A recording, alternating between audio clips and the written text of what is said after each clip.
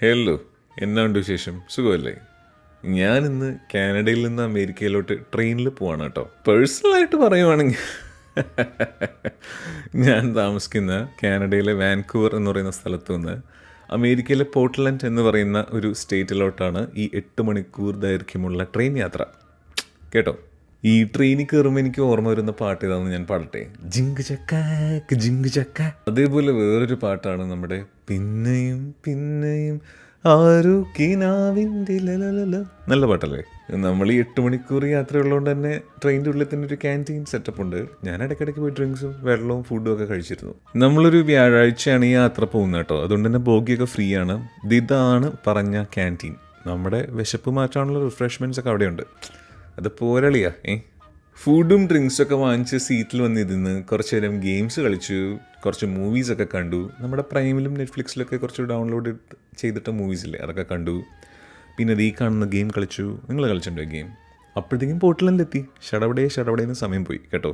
ഈ Portland train station കാണാൻ നല്ല ഭംഗിയാണ് കേട്ടോ. ഒരു വിൻറ്റേജ് ലുക്കാണ്. നമ്മുടെ പഴയ അമേരിക്കൻ മൂവീസിലെ കാണുന്ന ഒരു വൈബില്ലേ, എനിക്ക് ഭയങ്കര ഇഷ്ടമാണ് കേട്ടോ. പുറത്തിറങ്ങിയ പാടെ എൻ്റെ സുഹൃത്ത് വിളിക്കാനെത്തി. നമ്മൾ കാറിൽ കയറി വീട്ടിലെത്തി. രാത്രി ലേറ്റ് ആയതുകൊണ്ട് കുറേ നേരം ഗെയിമൊക്കെ കളിച്ചിങ്ങനെ ചില്ല് ചെയ്തിരുന്നു. നമ്മളിപ്പോൾ അമേരിക്കയിലോട്ട് ട്രാവൽ ചെയ്തതിന് പ്രത്യേകിച്ച് ഒരു കാരണമില്ല കേട്ടോ. വെറുതെ വന്നതാണ്. ടെക്നിക്കലി പറയുകയാണെങ്കിൽ ഒരു മീ ടൈം സ്പെൻഡ് ചെയ്യാനായിട്ട് എനിക്ക് വേണ്ടിയിട്ട് കുറച്ച് സമയം സ്പെൻഡ് ചെയ്യാൻ വേണ്ടി മാത്രമാണ് വന്നത്.